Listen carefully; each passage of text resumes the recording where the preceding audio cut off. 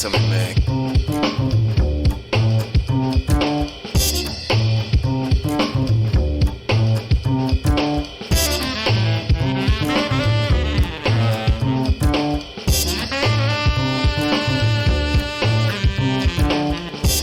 Les enfants vont pouvoir bénéficier d'un espace de 1600 mètres carrés, donc répartis en plusieurs sections.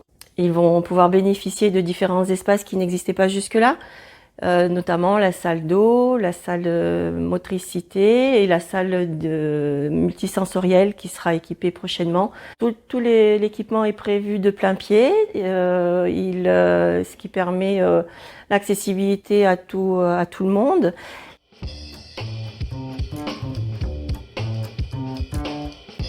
Les parents vont pouvoir bénéficier d'un parking pour pouvoir accéder directement à l'accueil où toute l'équipe de direction sera là pour les accueillir, ainsi que l'équipe administrative.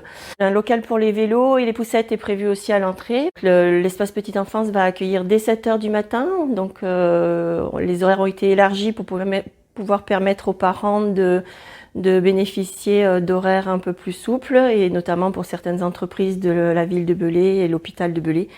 La structure va proposer 10 places d'accueil supplémentaires.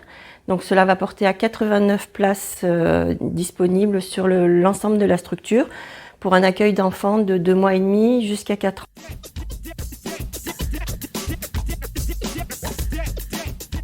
Pour les professionnels, donc la structure qui a été réfléchie avec l'ensemble des équipes va permettre de proposer des espaces beaucoup plus grands qu'elle n'avait jusque-là, donc des conditions de travail optimales au quotidien avec les enfants.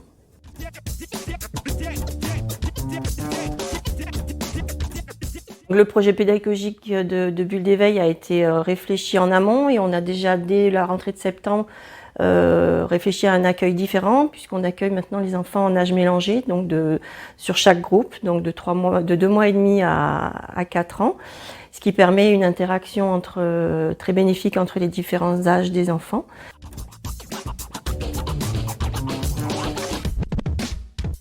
Un relais d'assistante maternelle a été prévu dans le projet, donc il ouvrira ses portes en septembre 2021, avec une ouverture à mi-temps pour les assistantes maternelles de la commune. Ça sera donc un lieu d'accueil pour les enfants accueillis chez les assistantes maternelles, pour des ateliers pédagogiques, mais aussi pour de la formation, et aussi surtout pour les parents, pour un lieu de renseignement, notamment autour du contrat d'accueil.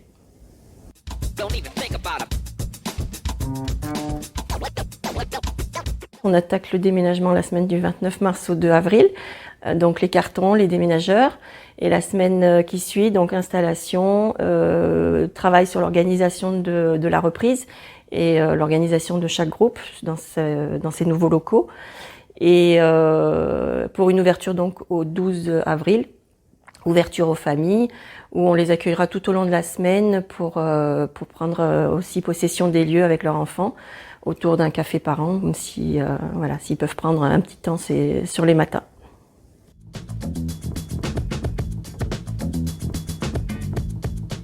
L'objectif de la ville, c'était de regrouper sur un même site différentes entités présentes sur le territoire, à la fois la crèche et le jardin d'enfants, et de créer un nouvel équipement qui est le relais d'assistance maternelle.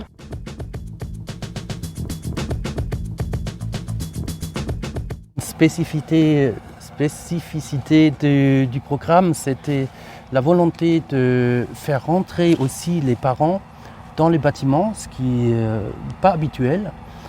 Et tout ça, ça nous a conduit vers une solution d'une grande rue à l'intérieur qui peut accueillir à la fois les enfants, à la fois des parents, le personnel, et du coup cette grande circulation qu'on appelle plutôt la rue devient un vrai espace utile et pas uniquement une circulation. Si on parle de la rue, il faut parler aussi de l'entrée, l'accès au bâtiment qui est dans une partie centrale.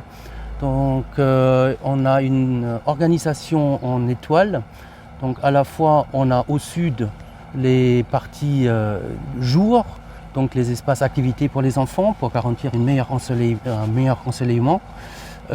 Prolongé par l'extérieur sur des petites terrasses, des espaces extérieurs abrités par les préaux qui assurent à la fois une protection solaire, donc en été, pour éviter les apports solaires trop forts, et d'avoir aussi un espace abrité pour jouer à l'extérieur quand il pleuviote ou pas. Les locaux seront aménagés de part et d'autre de cette grande rue centrale, en aménageant tous les espaces de vie pour les enfants côté sud, et tous les espaces plutôt de services et techniques côté nord. Donc côté nord avec par exemple les locaux techniques, les bureaux, la cuisine, la salle à manger.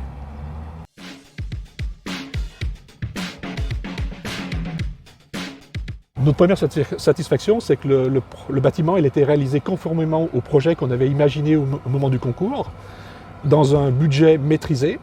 Une satisfaction qui me tient particulièrement au cœur, c'est le maintien des prestations excellentes à l'intérieur du bâtiment, des matériaux de qualité, de durabilité. Les entreprises locales ont largement participé à la réalisation des travaux. C'est aujourd'hui une entreprise sur deux du bassin qui a participé, qui représente 60% du budget des travaux.